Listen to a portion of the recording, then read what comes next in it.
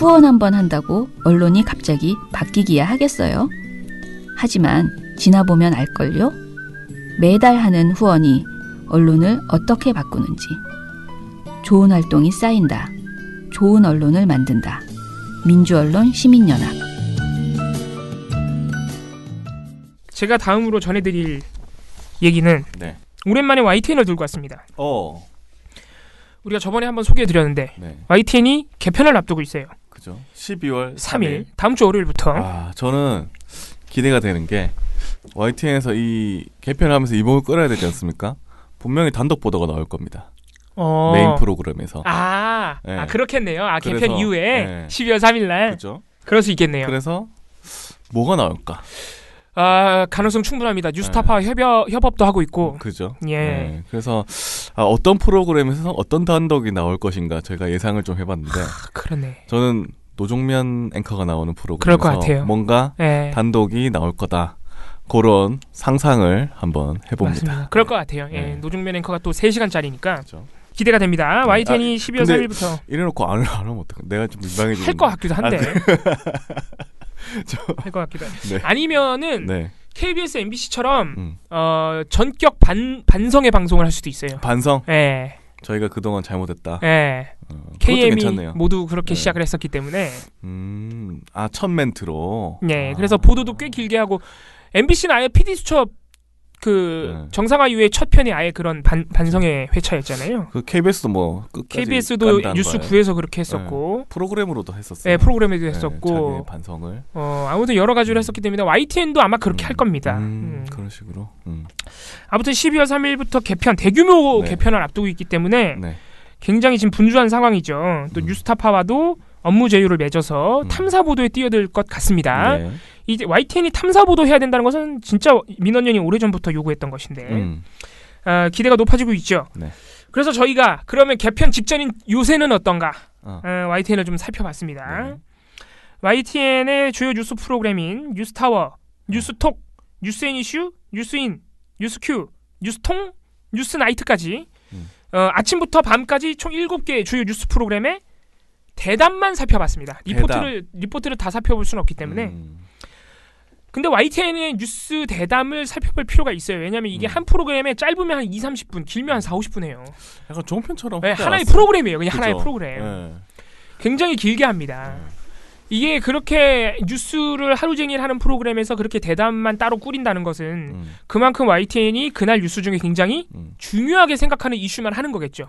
한 번 할 때 한 2-3개 하거든요. 그러니까 그날의 이슈 중에서 중요한 것만 그렇게 반복적으로 대담을 나누는 것일 텐데 저희가 13일부터 16일까지 4일치의 이 대담들을 모두 살펴봤는데 굉장히 뭐라 그럴까 황당한 결과가 나왔어요. 황당? 네. 이 기간 YTN이 가장 많이 뉴스 대담에서 다룬 이슈는 이연주와 전원책이에요. 잠깐. 뭐지? 웃기죠? 예. 11월 13일부터 16일까지 주요 이슈가 뭐면 이제 타매체에서 엄청나게 보도가 된 이슈들이 뭐였는지 제가 하나하나 읊어드릴게요. 진짜 이슈가 많아요. 최근에 13일부터 16일 그리고 제가 지금 읊어드리는 이 이슈는 지금도 논란이거든요. 어떤 것들이 있었느냐? 10월 말에 뉴스타파가 폭로한 양진호, 그렇죠. 음란물 카르텔, 그리고 역시 11월 13일 날 발생했던 이수혁 폭행 사건. 그리고 역시 10월 초부터 터져가지고 지금도 난리. 한국 유치원 총연합회. 그렇죠. 사립 유치원 비리 논란. 그게 가장 컸던 것 같아요. 그럼요. 그리고 12월 12일 날 뉴욕타임즈가 보도를 내면서 가짜뉴스 논란이 일었던 북한 삭간몰 비밀기지 논란. 그렇죠. 그리고 역시 11월 7일 날 민주당 박용진 의원이 내부 문건을 들고 나와서 아주 화제가 일고 있는 의혹이 크게 일고 있는 삼성 바이오로직스 분식회계. 요 정도 한 5개 정도가 주요 이슈거든요. 그러게요. 이것보다 이연주 전원책을 훨씬 더 많이 했어요 YTN이. 네. 그래서 이 4일 동안 이 뉴스 대담의 14%가 이연주, 역시 14%가 전원책이에요. 둘이 합치면 한 30% 되죠. 아니 YTN만 보시는 분들은 이현주 전원책 씨 얼굴을. 그래서 우리 YTN 담당한 보셨겠네요. 그러니까 우리 YTN 담당한 인턴께서 틀면 이현주가 나온다고 이상하다고. 아니 좀 이상. 뉴스 채널에 그렇게 참. 그럼 다른 이슈들은 어땠느냐? 네. 양진호는 8%, 이수혁 폭행 6%, 네. 한유총 5%, 삭간몰 비밀기지 논란 5%, 네. 삼성 바이오로직스 분식회계 4%. 아니 다른 거는 10% 미만이네요. 다. 네. 야, 거의 다른 거에 비해서 2-3배 정도 많이. 그럼요. 이현주 전원책을. 네. 그래서 이거는 문제가 있죠. 이거는 문제가 있고 물론 저희가 이 외에 다른 사건 사고 이런 다른 이슈들은 제외하고 주요 이슈들만 한번 모아서 본 거예요. 왜냐면은 이현주 전원책을 했다고 해서 문제는 아니에요. 왜냐면은 이게 이현주 전원책 두 사람도 이 시기에 11월 13일부터 16일 이 시기에 화제긴 화제였어요. 그렇죠. 왜냐면 둘 다 11월 9일날 뭔가 사고를 쳐요. 이현주 의원이 11월 9일날 자유한국당 행사에 참석해가지고 이분 자유한국당 의원이 아니거든요. 그렇죠. 자유한국당 행사에 참석해서 자유한국당에 마치 이렇게 막 바른미래당이 같이 할 것처럼 이상한 발언을 해가지고 당내에서 굉장히 논란이 됐어요. 그렇죠. 그 같은 날 11월 9일 공교롭게도 11월 9일날 같은 날 전원책 변호사는 해촉이 됐어요. 문자 해촉. 비대위에서. 네. 그래서 두 분 다 이 기간에는 뭔가 이슈였기 때문에 다룬다고 해서 문제는 아니지만 제가 방금 말씀드린 이 내용이 그 나머지 5개의 주요 이슈에 비할 바냐, 2배 이상 더 많이 할 일이냐는 우리가 좀 생각해 봐야 되는 거죠. 사실 유치원 것만 해도 할 말이 얼마나 많고 삼성 바이오로직스 할 말이 얼마나 많습니까? 심지어 삼성 바이오로직스는 13일부터 16일까지 기간에 무려 7개의 프로그램 중에서 딱 15일 하루만 했어요. 그러니까 거의 다루지 않고 있는 거죠. 이거는 뭐 거의 안 하겠다는 얘기 같은데요. 네. 대담으로는. 네. 그래서 일단 기본적으로 이슈의 편중이 너무 심하다. 뭐 이현주 전원책을 해서 뭐라 하는 게 아니라 다른 중요한 이슈들이 이렇게 많은데 뉴스 대담에서 이현주 전원책을 이렇게 많이 하는 이유가 뭐냐. 아니 그것도 특정 정당 이야기잖아요. 그러니까요. 예. 그러면은 사실 방송국에서 입장에는 방송을 제작하는 사람 입장에서는 너무 특정 정당 얘기만 하면 뭔가 이게 내가 편파성에 빠지는 거 아닌가. 그렇죠. 제작자는 그렇게 생각할 수 있거든요. 그렇죠. 그러면 민주당도 나오고 정의당도 나오고 뭐 다른 뭐 평화당도 나오고 이렇게 억지로라도 뭐 이슈가 없더라도 같이 이렇게 맞추려고요, 비율을. 근데 그런 배려도 전혀 없는. 그렇죠. 그러니까 굉장히 사실 부담스럽거든요. 왜냐하면 이현주 전원책만 제가 아까 말씀드린 나머지 이슈들과 달리 이건 맨날 했어요 또. 그러니까 당연히 맨날 하니까 이렇게 양이 많겠지. 13일부터 16일 4일치밖에 안 돼서 좀 아쉽긴 하지만은 아무튼 4일 내내 했다고요. 다른 거는 꼭 하루씩 빠져요. 3반은 하루밖에 안 했고. 참... 웃기지 않아요? 예. 참 그렇네요. 네. 네. 이렇게 많이 하면 당연히 헛소리가 나오겠죠? 아니 할 말이 없잖아. 할 말이 없어요. 더 이상 무슨 말을 해 거기다가. 아니 이현주 의원이 이상한 말 하고 다니는 거 가지고 뭘 그렇게 많이 얘기를 하겠어요. 아니, 이상하잖아요. 그리고 이현주 의원이나 전원책 변호사가 직접 출연한 적이 있어요? 없죠. 나오겠어요? 그냥 썰만 푸는 거잖아. 썰만 푸는 거예요. 그거 관련해서도 되게 웃긴 방송이 하나 있는데. 그러니까 이게 저희가 이현주 전원책을 같이 이게 비율도 똑같죠. 심지어 방송 시간도 비슷해요. 88분, 89분으로. 이렇게 분량이 똑같이 나오는 이유가 있습니다. 왜냐하면 항상 둘을 같이 언급하거든. 이게 그러니까 YTN이 이 기간에 뉴스 대담을 어떻게 진행하냐면요. 이게 일종의 빌드업 같은 거예요. 어떻게 뉴스 대담을 진행하길래 이 둘이 같이 이렇게 많이 나오느냐. 테크트리가 따로 있습니까? 그럼요. 자, 일단 첫 번째로 먼저 이현주 의원은 절대 먼저 얘기 안 합니다. 대담에서. 먼저 탄핵 이후에 계속 난국에 빠져 있는 자유한국당의 어려운 상황. 그래서 비대위 체제로 접어든 자유한국당. 그런데 그래서 조강특위까지 꾸렸는데 김병준 비대위원장과 갈등으로 인해서 전원책이 해촉되고 그로 인해서 다시 폭발한 자유한국당의 내부 갈등. 그렇죠. 그러면서 대안으로 등장한 이현주 이렇게 되는 거예요. 대안으로 등장했다. 보수의 새로운 아이콘으로 떠오르나 이현주 의원 뭐 이런 거예요. 너무 보수의 잔다르크 보수의 잔다르크의 앵커가 말해요. 앵커가. 진짜. 네.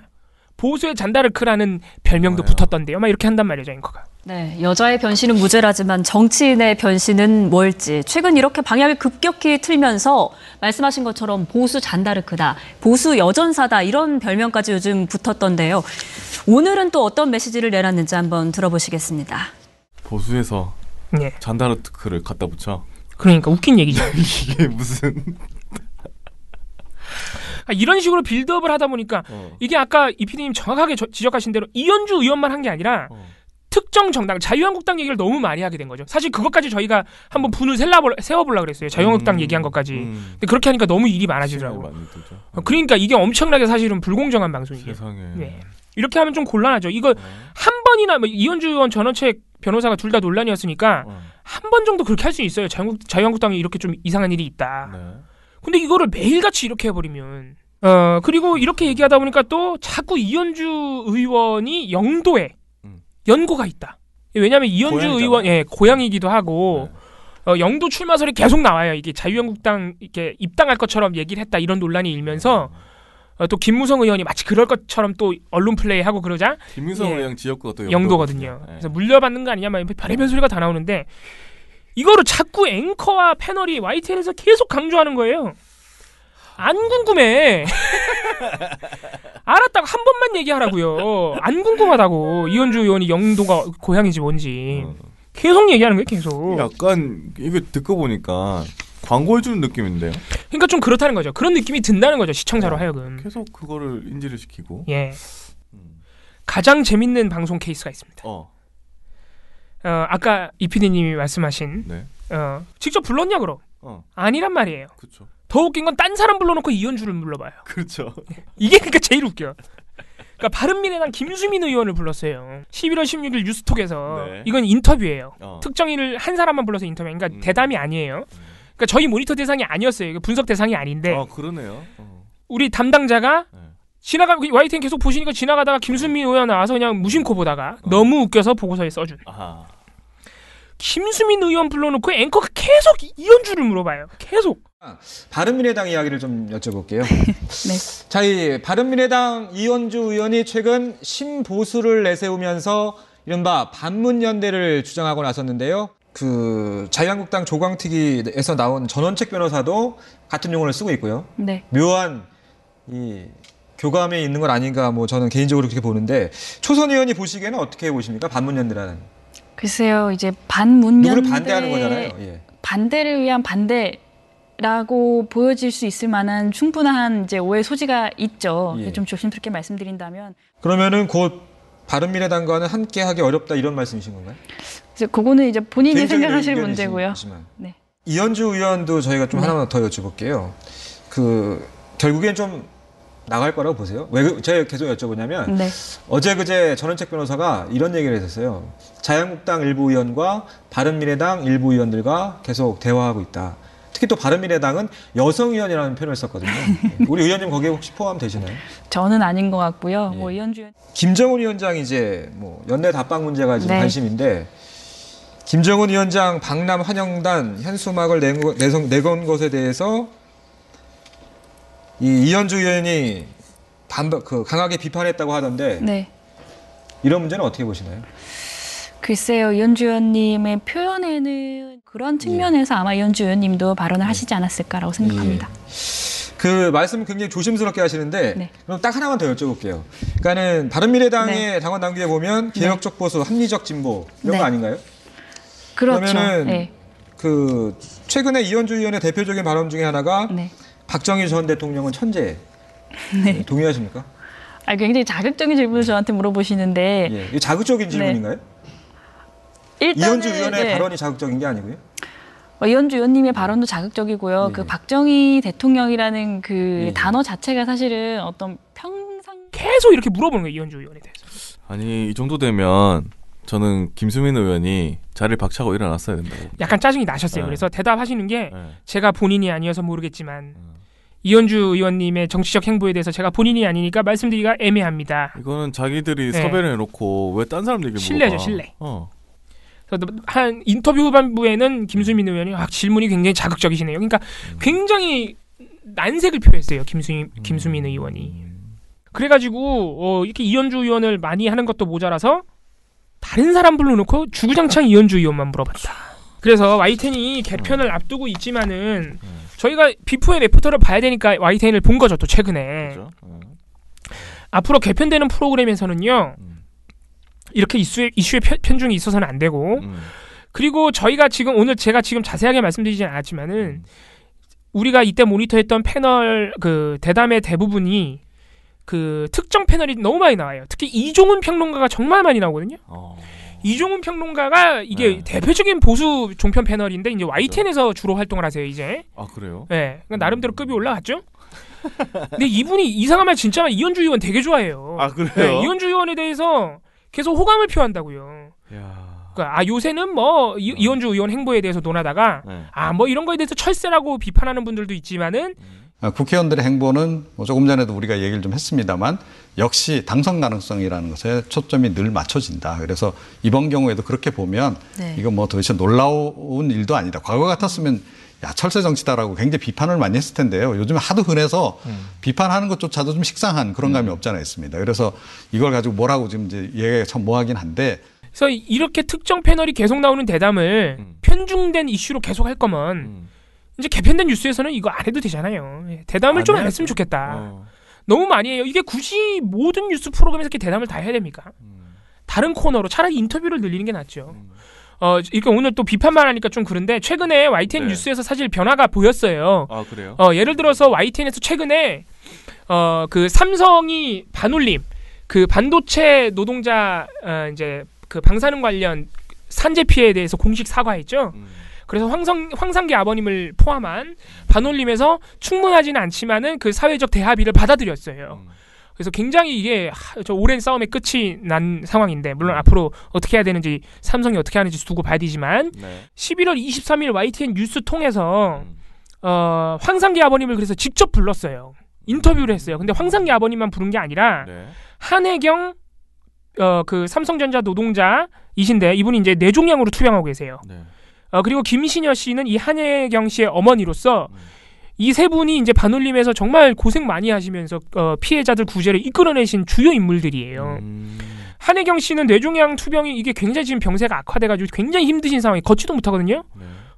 그런 상황에서도 계속해서 투쟁하고 계셨고 굉장히 극우단체로부터 이제 고통도 많이 당하신 분들이에요. 그래서 YTN 뉴스 통해서 23일 날 이 세 분을 직접 불러서 스튜디오에 불러가지고 그동안 힘들었던 점, 삼성이 어떻게 조치할 것인지 발표했는지, 또 삼성의 사과, 그동안의 소회 이런 것들을 자세히 여쭤봤단 말이죠. 제가 이 방송을 보면서 약간 눈물이 났어요. 와, YTN에 대단하다. YTN에 한혜경 씨가 나왔다. 한혜경 씨 아마 얼굴 보면은 많은 분들이 아실 겁니다. 황상기 대표님이 워낙 유명하니까 고 황유미 씨 아버님이시죠. 그래서 굉장히 감격스럽더라고요. 와, YTN에 황상기 씨가 나왔다. 삼성 반도체 생산 라인에서 일하던 황유미 씨가 급성 백혈병으로 숨진 지 11년하고도 8개월 만이죠. 삼성전자가 이 반도체 백혈병 피해자에 대해서 오늘 공식 사과했습니다. 오늘 기자회견 자리에 계셨던 세 분을 YTN 스튜디오로 모셨습니다. 네, 한 분 한 분 소개를 해드리겠습니다. 먼저 이 고 황유미 씨의 아버님이시죠. 황상기 반올림 대표님. 네, 안녕하십니까? 네, 안녕하십니까? 네, 또 삼성전자 LCD 공장에서 6년 동안 일하신 뒤에 뇌종양을 얻게 되신 피해자분 중에 이제 한 분이신데 한혜경 씨, 안녕하십니까? 네, 그리고 그리고 어머니 김신여 씨도 같이 모셨습니다. 네, 일단 오늘 분주하셨을 때고 마음도 복잡하셨을 텐데 나와주셔서 다시 한번 감사드리고요. 그래서 최근에 이렇게 인터뷰를 통해서 변화를 보여준 만큼 앞으로는 그 패널 섭외하는 대담은 대폭 줄이시고 이런 식으로 진짜 사회 일선에서 열심히 살고 계시는 시민분들을 불러라. 그게 낫지 않겠습니까? 그렇죠. 예. 그래서 개편 후 YTN 뉴스를 한번 변화를 한번 기대해 보겠습니다. 네. 기대가 됩니다. 예.